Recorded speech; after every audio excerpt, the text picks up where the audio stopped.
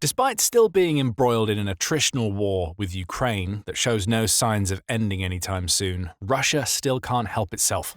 Vladimir Putin's hatred of NATO and the collective defense alliance's expansion means that he's trying to split his focus between Ukraine and the rest of NATO-aligned Europe. Now he's taking his desire to destroy NATO even further. The most recent country to enter Putin's firing line is Belgium, which has been a part of the NATO alliance since 1949. Russia is doing something sinister over the Belgian skies, and it's leaving both Belgium and the rest of NATO on edge. Since the beginning of November, Russia has allegedly been sending drones into Belgian airspace. On November 3rd, the BBC reported on the third of these incursions in as many days, noting that drones have been sighted near a Belgian military base that sits close to the country's border with the Netherlands. At the time, Belgium's defense minister, Theo Franken, was cagey when asked about who might be behind the incursions. "I have some ideas, but I'm going to be cautious," he said at the time. However, the drone operation over the course of 3 days was professional enough to leave only one likely answer: Russia. In addition to the drones sighted near the Kleine Brogel base, the BBC says more unmanned aerial vehicles have also been spotted at the Leopoldsburg and Marchand-Famenne military air bases in Belgium. Drones have also been sighted near several Belgian airports. This is clearly not a case of some over-enthusiastic hobbyist accidentally letting a drone get away from them. These drones are lurking around military bases and airports for a reason. Whoever is controlling them is trying to cause as much disruption as they can and potentially learn a few secrets along the way. And the drone incursions keep on coming. As we were creating this video, news broke that several Belgian airports have been forced to suspend flights due to the presence of drones nearby. Both the Brussels and Liège airports have been closed down for a short while on November 6th, the Brussels Times reports, though flights into and out of both have since resumed. That's another one to add to a week-long list of drone incursions that tell us that none of this is accidental. Putin's fingerprints are all over this, even if Franken wouldn't say it on November 3rd. What Franken was willing to say at the time is that the incursions at the Kleine Brogel base bore all the hallmarks of an aerial spying operation. Euronews reports that the Belgian defense minister said that the drones arrived in 2 waves. The first wave included small drones to test the radio frequencies used by Belgium's security services. As for the second, these were much larger drones deployed to destabilize the area and people. It was after revealing this information that Franken refused to identify who he thinks is responsible. But he threw yet more evidence onto the pile in terms of these incursions being part of a Russian operation, as he noted that Belgium's jammers didn't stop the drones. "The jammer didn't work because they tested our radio frequency and they changed frequency. They have their own frequencies. An amateur doesn't know how to do that," Franken said. The Belgian defense minister may not have wanted to point the finger, but he really didn't need to on November 3rd. 2 days later, the Belgian media outlet VRT reported that Belgium's security service believes what we all suspect to be true. Russia is most likely behind everything, the outlet claims, and there is already plenty of evidence to back that opinion. Building on the comments made by Franken that amateur drone operators don't know how to overcome signal jamming, VRT adds that most of the recent drone incursions occur at night. That means they're flying in the dark, which is a feat that requires no small amount of experience and technical knowledge. One hobbyist might have been able to fly their drone at night, but several per day over multiple days, it's implausible at best, and Belgium knows it. VRT adds that the drone incursions bear a striking similarity to the drone attacks launched against Denmark in October. There it appeared that the devices were launched from a ship that is part of the Russian Shadow Fleet. In theory, drones can be controlled from a distance of 150 to 200 kilometers, which means that the operators are not necessarily located on Belgian territory, the outlet notes.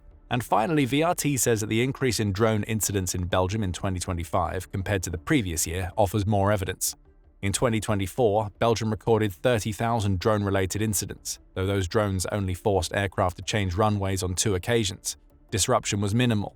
This year, the situation is getting more serious. In just a few days, 4 civil airports had to close temporarily: Brussels Airport and Liège on Tuesday evening, Ostend on Friday, and Deurne on Saturday.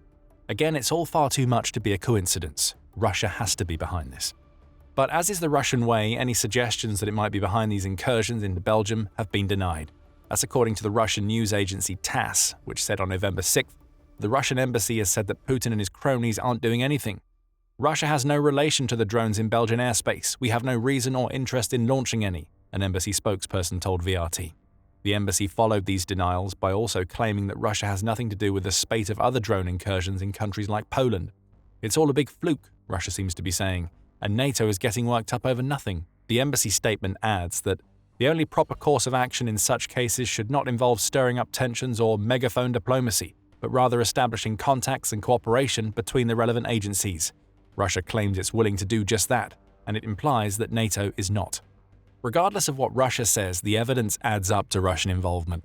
The question that Russia refuses to confront is also pretty simple. If not Russia, then who? Belgium is pretty much surrounded by NATO and European Union or EU allies, and it seems very unlikely that any of them would want to disrupt Belgium so often and consistently. There is only one country that is close enough to Belgium, has a grudge against NATO-aligned countries, and has the drone expertise to pull all this off. It's Russia, allegedly. Though Belgium still hasn't come out and said as much, Euronews reports that it and NATO are now on high alert. The outlet reports that NATO already issued a warning to Russia at the end of September after a number of aerial incursions into alliance airspace.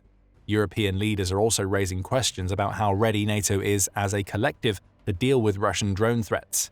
Putin appears to be trying to divide NATO's members here. He's attempting to get them arguing among themselves, though the opposite seems to be happening. In its September statement, NATO said, "Russia should be in no doubt. NATO and allies will employ, in accordance with international law, all necessary military and non-military tools to defend ourselves and deter all threats from all directions," which is about as clear a message as the organization ever sends. As for Belgium, its refusal to acknowledge the likelihood that Russia is behind these recent drone incursions doesn't mean that it isn't doing anything to confront them. In a November 6th article, The Guardian noted that Belgium's National Security Council was gearing up to hold an emergency meeting. We don't know what the results of that meeting are right now, but the fact that it's happening at all proves that Belgium considers these drones a problem of national importance. Presumably, the Council will discuss topics that include what to do about the drones and whether to go public with its obvious suspicions that Russia is behind all of these incursions. We'll have to wait and see. As we do, the obvious question to ask is why? If we assume that Russia is sending drones into Belgian airspace, what would motivate it to do so? The obvious answer seems to be that Putin continues to try to test NATO. However, there are other reasons why Belgium in particular would end up on the Russian president's radar. Take some strange comments that Putin made back in March 2024 as an example. In that month, Putin made the extraordinary claim that Belgium has Russia to thank for its very existence. In a speech at the World Youth Festival in Sochi, the Russian leader said, "Belgium appeared on the world map as an independent state thanks in large part to Russia and its position." He made this remark in response to a Belgian attendee of the event, the Brussels Times reports, and the outlet was quick to shoot the claim down. It notes that at the time of the Belgian Revolution, Russia was supporting the Netherlands as it attempted to suppress the Belgian rebels who wanted their own country. The truth is the very opposite of what Putin claims. The comments would have raised eyebrows in Belgium, not for their untruthfulness, but because they offered a strange parallel to the sorts of things that Putin has said both before and after launching his Ukraine invasion. Russia's leader seems to have a penchant for distorting history to justify his actions. Regarding Ukraine, Putin even published an essay in which he claimed that Ukrainians and Russians are one people, which was essentially a coded way to claim that all Ukrainians are actually Russians. He went on to claim that Ukrainians, Russians, and Belarusians are all descended from a larger state that he calls the ancient Rus. That, it appears, is justification enough for Putin to invade. Of course, the history of Ukraine, according to Putin, is twisted, and so too are his claims about Belgium. None of this means that Russia is preparing to launch a Ukraine-like invasion against Belgium, but it almost seems like Putin has tried to claim that Russia made Belgium, with the implication being that Belgium should be grateful and that Russia could unmake the country just as it supposedly made it. Beyond these strange historical gripes, another reason for Russia's drone incursions into Belgium may be much simpler: revenge. After Russia sent drones into Polish airspace in September, the Belgian Ministry of Foreign Affairs summoned the Russian ambassador to Belgium, Denis Gonchar, to its offices. According to TASS, that meeting saw Belgium accuse Russia of a deliberate violation of the airspace of an EU member, adding that Russia seemed to be escalating its campaign against both the EU and NATO. You can imagine how well Russia would have taken all of this, given that its official line is still that it isn't involved in any of these incursions. The fact that Belgium was so quick to respond with accusations and condemnations may have put the country on Putin's radar, assuming it wasn't already in his sights. Putin will also be paying very close attention to Belgium's potential role in the use of frozen Russian assets held by the EU. Right now, there are discussions ongoing among EU leaders about creating a loan program that would allow the bloc to borrow between $161 billion and $213 billion of the frozen assets to help Ukraine. The very idea will make Putin furious, but Belgium is one of the few EU members that's been holding out. Belgium refused to back the loan during the most recent EU summit, and it has expressed concerns that the International Monetary Fund might withdraw its support of the nation unless it acquiesces. It appears Belgium is concerned about the legality of the loan and the prospect of being pressured into going along with the rest of the EU when it isn't comfortable doing so. That's great for Putin. He knows that the Belgian firm Euroclear holds a portion of the frozen money, meaning Belgian reluctance plays into Russian hands. Why then would Russia start sending drones into Belgium? Maybe because Putin wants to deliver a threat. He might want to show Belgium that this is what it will have to deal with from now on if it ever changes position on the EU's proposed frozen asset loan. EU Observer says that Euroclear has assigned bodyguards to protect its executive board members from Russian spies. The drones flying into Belgium right now may be just another way for Putin to apply pressure on an EU nation that is vocal about how torn it is on the issue of frozen assets. We mentioned division earlier, and these drones may be Putin's way of striking enough fear into Belgian hearts that the nation will stick with its refusal to unlock the frozen assets. Finally, there's the obvious reason for the drone incursions that we've already touched on several times in the video. Russia is trying to scare NATO, perhaps even more than it's trying to scare Belgium. If the repeated incursions into Belgian airspace can't be coincidental because of their number and nature, the many other incursions into NATO countries that drones have been making over the past few months are the final nails in the coffin for Russia's claims that it isn't involved. On October 6th, the Centre for European Policy Analysis, or CEPA, published a list covering all of the airspace violations Russia's drones and aircraft are believed to have carried out since early September. Poland having to deal with military drones on September 9th triggered the most recent spate. In the month that followed, CEPA says there were a further 38 drone-related incidents recorded by NATO member states.